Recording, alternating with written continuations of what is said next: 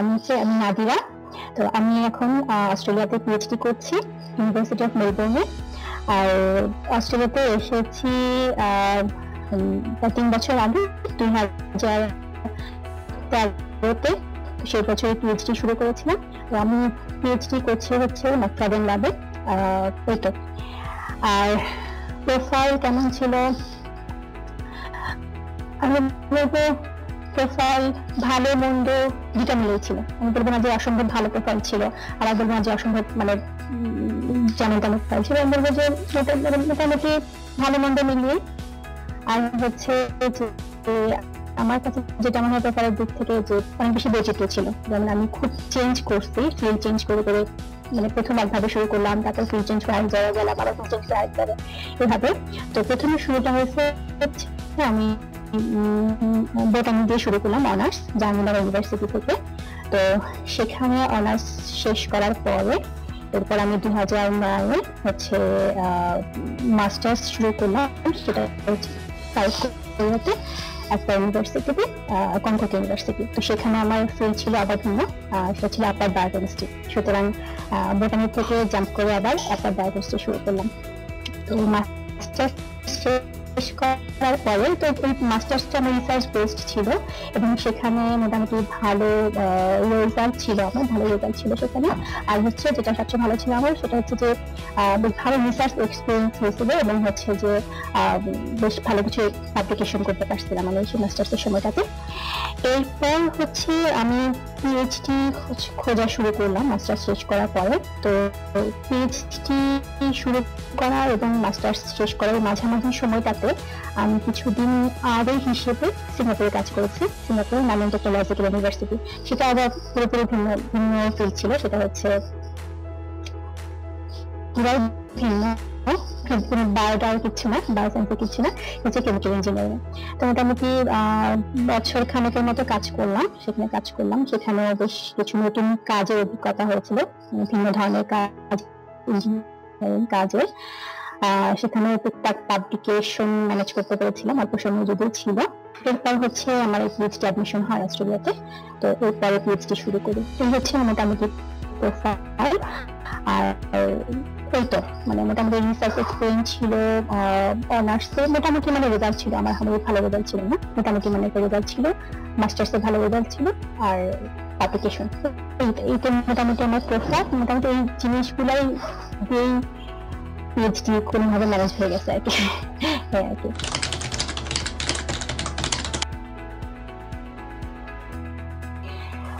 প্রস্তুতির পর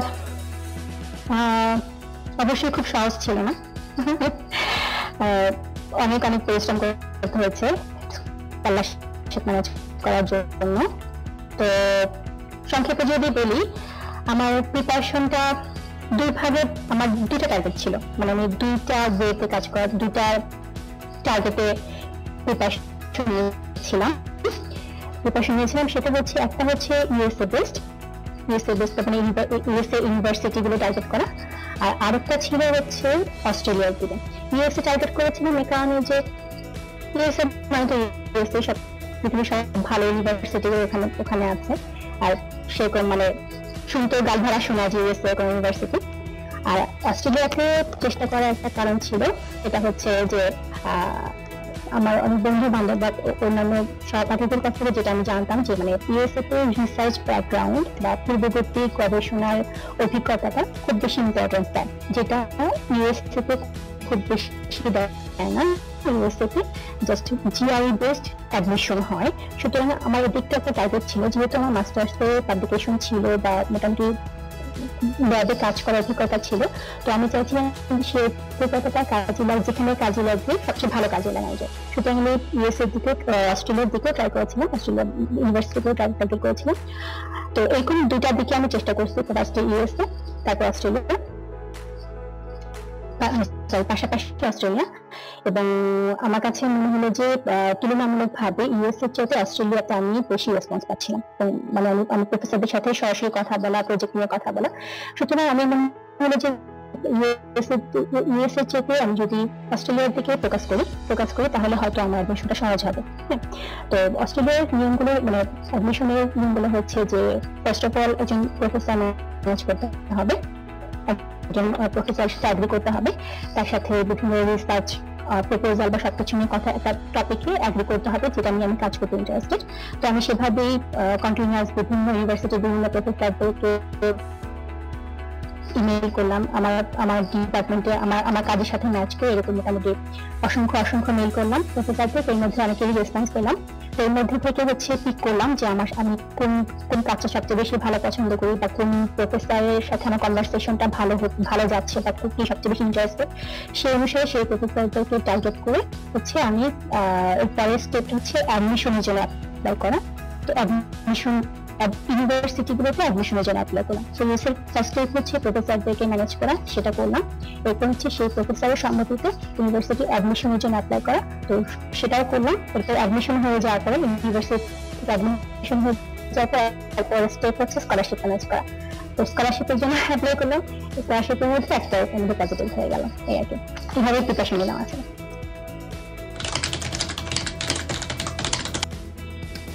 ফান্ডিং পাওয়ার জন্য প্রিপারেশন, আমি যেহেতু অস্ট্রেলিয়াতে অ্যাডমিশন নিয়ে আসছি সুতরাং আমি এখানকার ফান্ডিং এর কথাই বলি।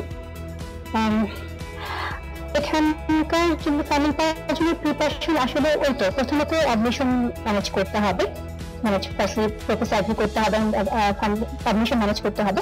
অ্যাডমিশন ম্যানেজ হয়ে যাওয়ার পরে যখন কোনটা ইউনিভার্সিটি এগ্রি করে যে হ্যাঁ আমি তোমাকে অ্যাডমিশন দিচ্ছি, এরপর হচ্ছে সেই অ্যাডমিশনটা 1 বছর পর্যন্ত ভ্যালিড থাকে। 1 বছর পর্যন্ত ভ্যালিড থাকে এবং এই 1 বছরের মধ্যে হচ্ছে ফান্ডিং বা স্কলারশিপ ম্যানেজ করতে হবে স্টুডেন্টকে।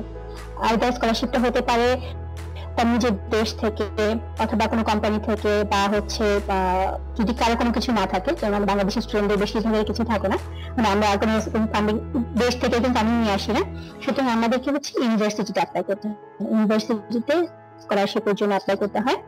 তো স্কলারশিপের জন্য যেরকম যে প্রিপারেশন গুলো লাগে বা যে ক্রাইটেরিয়া দরকার হয় সেটা হচ্ছে যে রেজাল্ট একটা ফ্যাক্টর। অনেক সময় অনেক ভালো রেজাল্ট থাকলে সেগুলো এক্সট্রাঅর্ডিনারি কোনো রেজাল্ট থাকলে অনেক সময় দেখা যায় যে শুধু রেজাল্টের ভিত্তিতেই হয়ে যায় অনেক।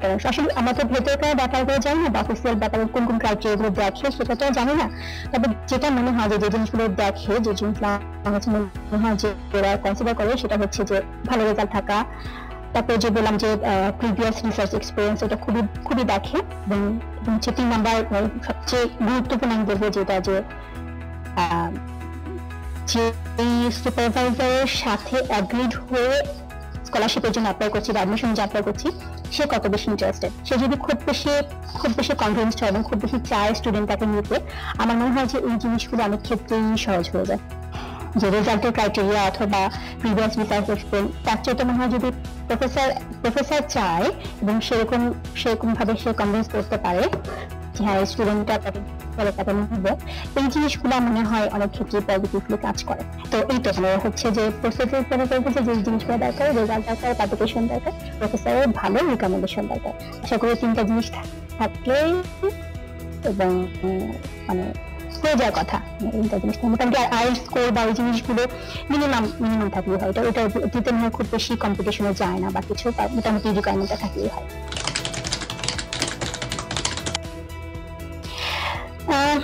বাংলাদেশের স্টুডেন্ট অস্ট্রেলিয়াতে অনেক আছে। আসলে পৃথিবীর সবখানেই সব দেশেই বাংলাদেশি স্টুডেন্ট পাওয়া যাবে, যে পৃথিবীর যে প্রান্তে যাওয়া হোক না কেন। অস্ট্রেলিয়াতে প্রচুর আছে এখন প্রচুর আসছে।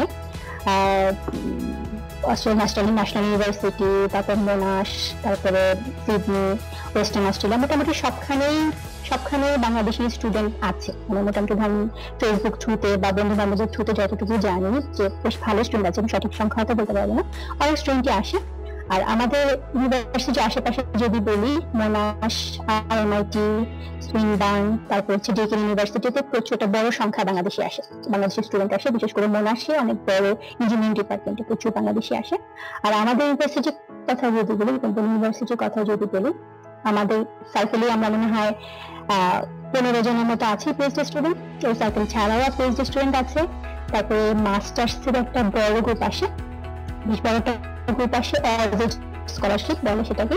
তো সেই স্কলারশিপে মোটামুটি যারা এটা মনে হয় যে বাংলাদেশের সরকারি জব করে যারা, তো তাদের একটা বিশেষ কোনো স্কলারশিপ হয়ে থাকে, মোটামুটি ওরাই আসে। তো এইটা একটা বড় সংখ্যা প্রতি বছর আসে, স্কলারশিপটা 2 বছরের জন্য আসে। আর আন্ডার গ্রাজুয়েট স্টুডেন্ট অনেক আসে, আন্ডার গ্রাজুয়েট স্টুডেন্ট অনেক আসে। সুতরাং বলতে যে বাংলাদেশি স্টুডেন্ট অনেক, সব মিলিয়ে অনেক অনেক অনেক আসে, সঠিক সংখ্যাটা বলতে পারবো না, বাংলাদেশি স্টুডেন্ট অনেক আসে। আর স্টুডেন্টদের জন্য সুযোগ, আমি বলবো সুযোগটা অনেক ভালো, অনেক ভালো সুযোগ অস্ট্রেলিয়াতে আছে। প্রথমত যে আসার সুযোগের কথা চিন্তা করি, আসার ক্ষেত্রে তারা কতটুকু সুযোগ পাবে সেটা যদি চিন্তা করি, আমি মনে করি যে বাংলাদেশ বা ইন্ডিয়া বা চায়না, এই এশিয়ার দেশগুলোতে যেসব স্টুডেন্ট আসে তাদের জন্য একটা ভালো দিক হচ্ছে যে প্রফেসররা বা সুপারভাইজাররা হচ্ছে এশিয়ান স্টুডেন্টকে প্রিফার করে কারণে যে প্রচুর খাটতে পারে, প্রচুর খাটাখাটি করতে পারে এবং হচ্ছে খুব ডিভোটেডলি খাটাখাটি করে, যেটা হয়তো অনেক সুন্দর কাজ স্টুডেন্টরা করে না। তো সেটা একটা দিক। এবং যেহেতু অনেক কম্পিটিশনের মধ্যে আসে, ফলে একদম ভালো স্টুডেন্ট গুলো চলে আসতে ছেকে নিয়ে আসতে, ফলে অটোমেটিকলি তাদের কাজগুলো ভালো হয়। সুতরাং এই জন্য হচ্ছে যে এটা একটা পজিটিভ দিক যে এশিয়ান স্টুডেন্টের পছন্দ করে, সেজন্য সেই দিক থেকে বাংলাদেশি স্টুডেন্টদের রেপুটেশন ভালো। মোটামুটি যারা রিসার্চে আসে অনেক অনেক অনেক ভালো ভালো কাজ করে, ভালো রেপুটেশন আছে। সুতরাং সেই বিষয়ে বাংলাদেশি স্টুডেন্ট আসার সুযোগ আছে। এটা তাদের আসার ক্ষেত্রে। আসার পরে যেটা হয় যে যারা পিএইচডি শেষ করে এখানে, তাদের জন্য দেখা যায় যে জবের ক্ষেত্রে বেশ ভালো সুবিধা পায়। এখানকার ইউনিভার্সিটি কোনো ব্যাকগ্রাউন্ড থাকে যদি, ভালো চাকরি বাকরির ক্ষেত্রে সুবিধা ভালো পায়।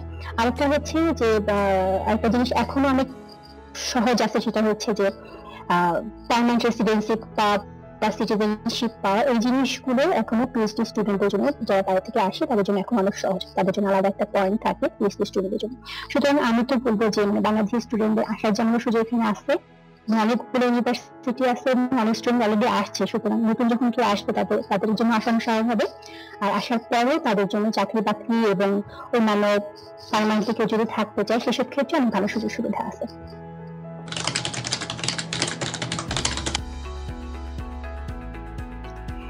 বাংলাদেশের কোন জিনিসটা সবচেয়ে বেশি মিস করি?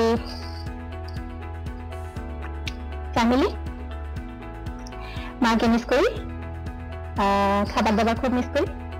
তারপরে হচ্ছে যে কোনো ফেস্টিভ টাইমটাতে, যেমন ঈদ, পয়লা বৈশাখ বা যে কোনো অকেশনগুলা বা বিশেষ করে বাংলাদেশ ক্রিকেট খেলা জিতলে তখন বাংলাদেশকে খুব মিস করি, যে ওই এটা ওদের এখানে কখনোই পাওয়া সম্ভব না। আর সবকিছু আসলে বাংলাদেশের সবকিছু মিস করি, বাংলাদেশটাই হয়তো মিস করি। তো দেশে থাকবে, দেশের বাইরে চলে আসলে, দেশে থাকতে যতটুকু না বোঝা যায়, দেশের বাইরে আসলে আসলে বেশি বোঝা যায় যে বাংলাদেশটাকে প্রতি ক্ষেত্রেই হয়তো মিস করছি। যে কোনো ভালো সংবাদ, খারাপ সংবাদ সবকিছুই অনেক দাগ কাটে আর কি। তো সবকিছু ভালো মনে দুটাই আছে এখানে মোটামুটি বন্ধু বান্ধব সবকিছু হয়েছে, ওদের সাথেও ভালো আছে এই আর কি। গবেষণার প্রজেক্ট, আমার রিসার্চের টপিকটা খুব মজার। হ্যাঁ, খুব সহজ করে বলার চেষ্টা করবো, জানি না কতটুকু সহজভাবে বলতে পারবো। তো আমার কাজটা হচ্ছে বায়োসায়েন্সের কাজ করতে, বায়ো রিলেটেড কাজ। তো আমার কাজটা হচ্ছে হিউম্যান প্যারাসাইট নিয়ে, মানে হচ্ছে আমাদের মানুষের শরীরে অনেক ধরনের পরজীবী থাকে। তো আমার কাজ হচ্ছে এরকমই একটা পরজীবী নিয়ে কাজ করা। তো আমার সেই পরজীবী বা প্যারাসাইট যেটা নিয়ে কাজ করছি সেটার নাম হচ্ছে টক্সোপ্লাজমা। তো এই প্যারাসাইট যে কোনো মানুষের শরীরে থাকতে পারে, আমার শরীরে থাকতে পারে, আপনার যে কোনো মানুষের শরীরে থাকতে পারে, তেমন কোনো ক্ষতি করে না।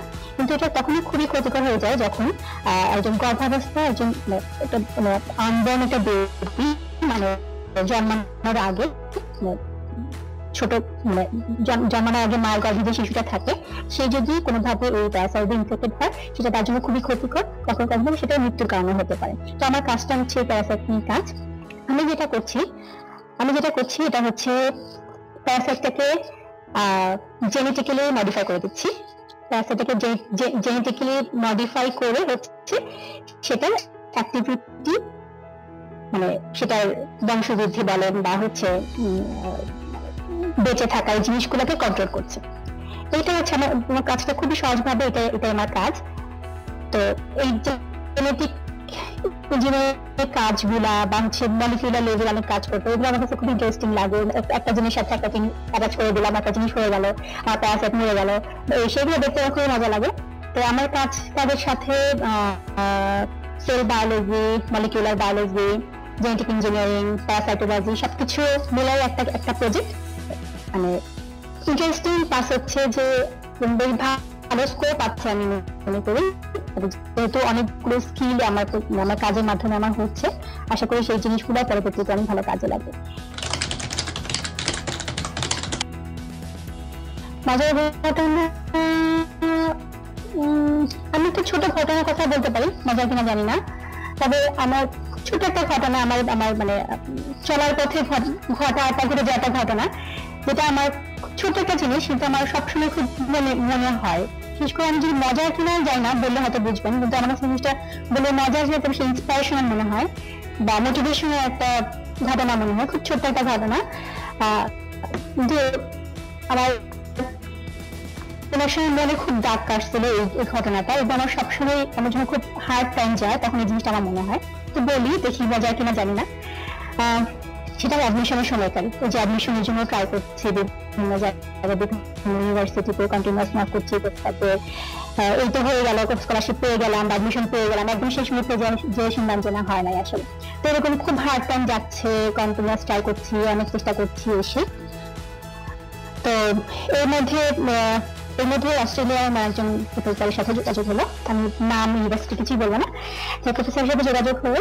তো তার সে কথাবার্তা বলে মনে হলো সে খুব ইন্টারেস্টেড আমাকে নেওয়ার ব্যাপারে, আমার রিসার্চ ব্যাকগ্রাউন্ড সবকিছু নিয়ে খুব ইন্টারেস্টেড নেওয়ার ব্যাপারে।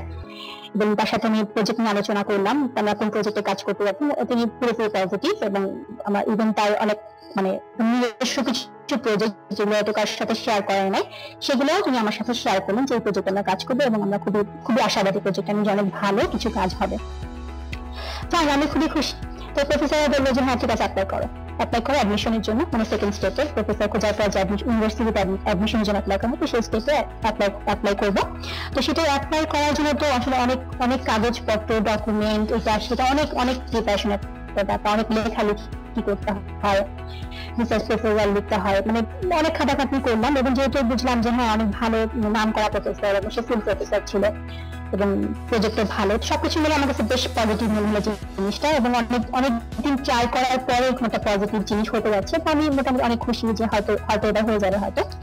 তো সবকিছু রেডি করে, কাগজপত্র রেডি করলাম। তো সবকিছু জমা দেওয়ার জন্য একটা লাগে, প্রফেসরটা রিকমেন্ডেশন লাগে, ছোট একটা রিকমেন্ডেশন পেপার লাগবে যে আমি হ্যাঁ এই প্রফেসরের থ্রুতে আমি অ্যাডমিশনের জন্য অ্যাপ্লাই করছি। তো আমি সবকিছু রেডি করে যখন জমা দিব, এবং হচ্ছে অ্যাডমিশনে জমা দেওয়ার হয়তো আরো 1-2 দিন সময় বাকি আছে, সেই সময় আমি পুরোপুরি প্রফেসরকে হারিয়ে ফেললাম। মানে হচ্ছে আমার কোনো ইমেলের রিপ্লাই দেয় না, আমি কন্টিনিউয়াস ফোন করে যাচ্ছি, আমার ফোনে আনসার করে না, তার ডিপার্টমেন্টে আমি কল করলাম, কোনো খবর নাই।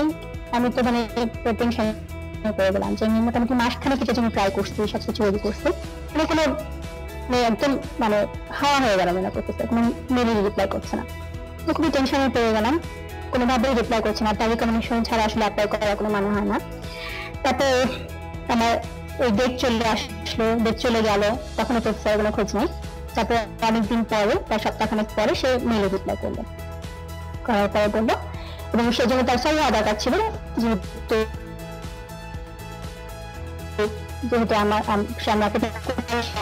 অ্যাপ্লাই করতে, তার জন্য অ্যাপ্লাই করতে পারি না, সেজন্য আমি আশা করছিলাম যে সে একটা ফেল হবে বা কিছুই না, সেখানে একটু ফেল ছিল না।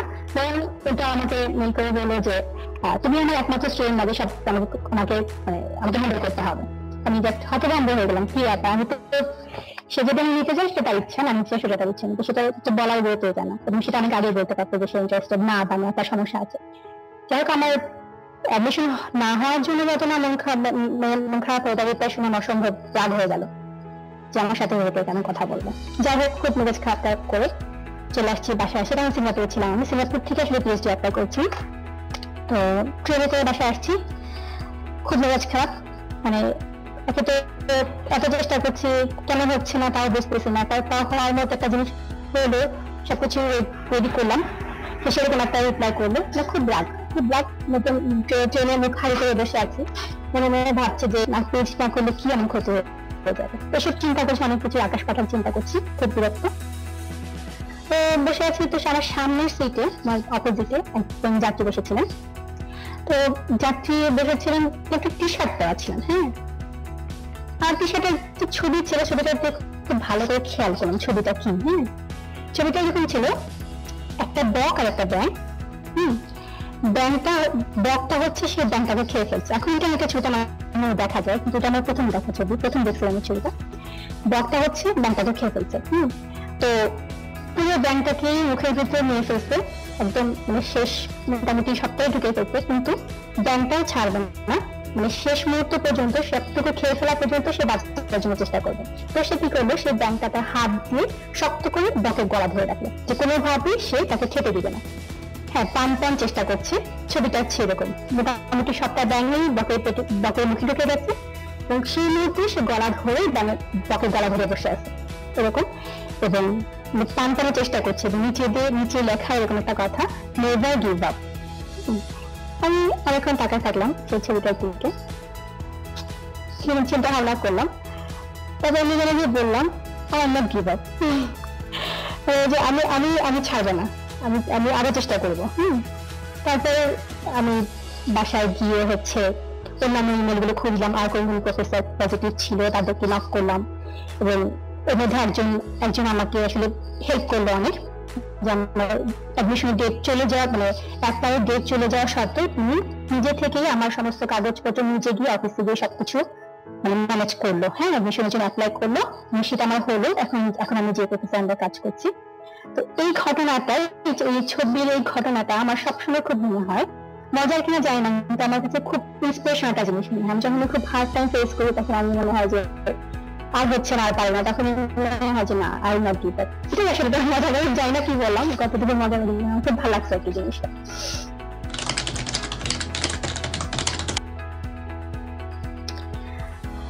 নতুনদের জন্য পরামর্শ কথা যদি বলি, আসলে পরামর্শ দেওয়ার মতো আমি এরকম বড় কিছু হয়ে যায়নি, বা এখনো জাস্ট পিএইচডি করতে, পিএইচডি স্টুডেন্ট, আমারই এখনো অনেক দূর যাওয়া বাকি। তবে আমি যতটুকু পারি আমার জানার মধ্যে ততটুকু বলার চেষ্টা করি। সেটা হচ্ছে যে অ্যাডমিশনের ব্যাপারগুলো হচ্ছে খুব ধৈর্য রাখা লাগে, আসলে খুব চেষ্টা এবং ধৈর্য থাকা দরকার। মানে কারো জন্য হয়তো খুব ইজি হয়, বা কারো জন্য খুব কঠিন হয়। হ্যাঁ, তো সবচেয়ে বেশি যে জিনিসটা দরকার, যে খুব লেগে থাকতে পারা, খুব লেগে থাকতে পারা, ধৈর্য রাখা। অসংখ্য নেগেটিভ ইমেল, অসংখ্য রেজাল্ট, এই টাইপের ইমেল, অসংখ্য ইমেল আসবে। একটা সময় এরকম ইমেল একসেপ্ট করতে একটা সময় মনে হবে যে আসলে কি আমার নিজের মধ্যে কিছু আছে, আমি আসলে কি কিছু পারি, এরকম নিজের আত্মবিশ্বাসটা নষ্ট হয়ে যায় অনেক সময়। তো সেই মুহূর্তে আসলে নিজেকে ধরে রাখা যে না, আমার মধ্যে কিছু আছে, আমি চেষ্টা করব এবং হচ্ছে আমি পারবো। তো এই কনফিডেন্সটা থাকা, আমি বলি যে সবচেয়ে প্রথম জিনিস, এটা জিনিসটা দরকার। ধৈর্য ধরে লেগে থাকা, যে কোনো কাজে সফল হওয়ার জন্য আসলে ধৈর্য ধরে কন্টিনিউয়াস চেষ্টা করা, এটা একটা জিনিস। আর আরেকটা জিনিস আমি বলবো যে বুঝতে পারা যে আমার মধ্যে যে পটেনশিয়ালটা আছে, বা আমি যেটাতে ভালো, সেটা কোথায় সুট করে, বা সেটা কোথায় অ্যাডজাস্ট করে বেশি। তার মানে হচ্ছে যে ফর এক্সাম্পল, আমি একটা দেশের ইউনিভার্সিটিতে ট্রাই করলাম, আমি কিন্তু সেই সাথে আরো একটা দেশে অথবা অন্য কোনো জায়গায় আমি ট্রাই করবো। দ্যাট মিনস আমরা অনেক সময় দেখা যায় যে কিছু স্পেসিফিক দেশ ফোকাস করি, স্পেসিফিক কিছু ইউনিভার্সিটি ফোকাস করি, যে হ্যাঁ আমি এটাতে অ্যাডমিশন নেব, আমার যাই হোক না হোক আমি সেটাতে চেষ্টা করবো। অথচ সেই যোগ্যতা দিয়ে হয়তো সেরকম ভালো মানে একটা ইউনিভার্সিটি অন্য কোনো দেশেও সম্ভব। আমার কথা যদি বলি, যে মেলবোর্ন ইউনিভার্সিটিতে আমি চান্স পেয়েছি, আমার দিক থেকে মোটামুটি হ্যাপি, যে এটা মোটামুটি ভালো একটা ইউনিভার্সিটি। আমার কাছে যেটা মনে হয়েছে যে আমি যদি ইউএসএ তে ট্রাই করতাম, ইউএসএ তে হয়তো আমি এত ভালো র্যাঙ্কিং ইউনিভার্সিটি হতো না, কারণ শুধু জিআরই বেসড ওখানে মানে সিলেকশন গুলো হয় এবং সেখানে প্রিভিয়াস রিসার্চ ব্যাকগ্রাউন্ড দেখে না, বেশিরভাগ ক্ষেত্রে দেখে না, আমার যেটা মনে হচ্ছে ভুলে হতে পারে। আর হচ্ছে যে তখন আমি যেহেতু বায়োলজি ব্যাকগ্রাউন্ডের এবং আমার জিআইতে খুব ভালো স্কোর তোলা, যে একদম ফার্স্ট র্যাঙ্কিং এর কিছু ইউনিভার্সিটি পাওয়া হয়তো আমার জন্য অনেক টাফ হতো। হ্যাঁ, কিন্তু এদিকে যখন আমি অস্ট্রেলিয়াতে ট্রাই করলাম, আমার জিআই কঠিন বিজ্ঞানে যেটা ম্যাথমেটিক্যাল ব্যাকগ্রাউন্ড এসব নাই, সেটা আমার জন্য অনেক বেশি সময়, অনেক বেশি প্রিপারেশন নিলে হয়তো মোটামুটি একটা মানে একটা ইউনিভার্সিটি ম্যানেজ করতে পারতাম। প্রিপারেশন দিয়ে যেহেতু আমার পূর্ব গবেষণা অভিজ্ঞতা আছে এবং এটা অস্ট্রেলিয়াতে সবচেয়ে ভালো করে, সুতরাং এখানে আমার জন্য ভালো একটা ইউনিভার্সিটিতে আসা সহজ হয়েছে। এটা বলবো যে নিজের মেধাটা কোথায় সবচেয়ে ভালো লাগে, ভালো ম্যাচ করে সেখানে সেটা একটা চেষ্টা একটা বই থাকা উচিত। হ্যাঁ, আবার অনেক সময় আজকে অনেক কিছু নামে শুনতে অনেক বেশি মনে হয় না, যে মনে হয় যে হ্যাঁ ইউএসএ ইউনিভার্সিটি গুলো অনেক ভালো, আমি ইউএসএতে যাবো, অস্ট্রেলিয়া ইউনিভার্সিটি অনেক ভালো, আমি অস্ট্রেলিয়া ইউনিভার্সিটিতে যাবো। কিন্তু আরো কিছু কোনো কোনো দেশে ভালো ভালো ইউনিভার্সিটি আছে, হ্যাঁ, যেমন ধরো ভালো সুযোগ আছে, যেমন সাউথ কোরিয়াতে। আমরা সেটা আসলে খুব মানে গুরুত্ব নিয়ে প্রথম থেকে সারাতে ফেলি না, অথচ সাউথ কোরিয়াতে কিন্তু এখন অনেক ভালো রিসার্চ হয়, অনেক ফান্ডিং এবং তুলনামূলক ভাবে এখনো অ্যাডমিশন গুলো একটু হলেও ইজি। সুতরাং কেউ যদি এদিকেও চেষ্টা করে সেটা তার গ্রো হতে পারে। তো আমার কথাটা হচ্ছে যে বিভিন্ন ডিরেকশনে চিন্তা করা, বিভিন্ন একমুখী চিন্তা না করে বিভিন্ন ডিরেকশনে চিন্তা করা, এবং হচ্ছে নিজের সাথে নিজের মেধার সাথে কোনটা ম্যাচ করে সেটা বেছে নেওয়া। এটা হচ্ছে আমার সেকেন্ড সাজেশন বলবো। আর কি, আর হ্যাঁ, যে অ্যাডমিশনের ব্যাপারে যে প্রচুর চেষ্টা করতে হয়, প্রচুর প্রচুর প্রফেসরদের নক করা, তারপর হচ্ছে বিভিন্ন মানুষের সাথে কথা বলা, যে কিভাবে হয় কিভাবে নয়, জিনিসগুলো খুব ভালো জানা। আর হচ্ছে যে যখন কোনটা প্রফেসরের সাথে বা কোনটা ল্যাবে মোটামুটি অ্যাগ্রি হবো যে আমি এই বিষয়ে কাজ করছি, সেটা হচ্ছে পরের বিষয় অ্যাডমিশন হওয়ার পরে বা মোটামুটি পরের দিকে স্টেপ, একটু বুঝে নেওয়া যে আসলে কোন প্রজেক্টে আমি কাজ করতে যাচ্ছি। অনেক সময় হয় কি, বা কোন প্রফেসরের সাথে কাজ করতে যাচ্ছি, অনেক সময় হয় কি যে ভালো প্রজেক্টে গেলাম কিন্তু সে প্রফেসর যে প্রফেসরের সাথে কাজ করতে গেলাম সে আসলে সেরকম মানে খুব হেল্পফুল না, বা অনেক সময় খুব মানে ঠিক ম্যাচ করে না। হ্যাঁ, তখন অনেক ক্ষেত্রে অনেক স্টুডেন্টের পিএইচডি নিয়ে অনেক কষ্ট হয়। আসলে এটা একটা জিনিস, ভালো সুপারভাইজার ম্যানেজ করা। আর একটা জিনিস হচ্ছে প্রজেক্টটা একটু বুঝতে পারা, আগে থেকে একটু বুঝতে পারা যে আসলে এটা কতটুকু ভালো মানে ভালো ইম্প্যাক্টফুল কাজ হবে। অনেক পরের বিষয় আসলে, তবে একটুখানি মাথায় রাখা দরকার যে আসলে কি বিষয়ে কাজ করতে যাচ্ছি। একদম আমার যেমন আমার ক্ষেত্রে দেখা গেছে যে যখন কেউ এগ্রি করলো, আমি প্রজেক্ট কি না কি প্রফেসরের কিছু না দেখা দেওয়া না আমার অ্যাডমিশন হলেই হবে। বেশিরভাগ ক্ষেত্রে মানুষ এটা চিন্তা করে, কারণ অ্যাডমিশন পাওয়াটাই অনেক কঠিন কিছু। কিন্তু ওই জিনিসগুলো মনে হয় একটু মাথায় রাখা দরকার আছে। এই এই আর সবচেয়ে শেষ কথা বলবো যে এই তো যাই হয় না হয় নেভার এভার গিভ আপ, এটা হচ্ছে আমার মানে মেন কথা। যাই হোক, যত কিছু কঠিন কিছু আসে সেটা একটা সমাধান আছে।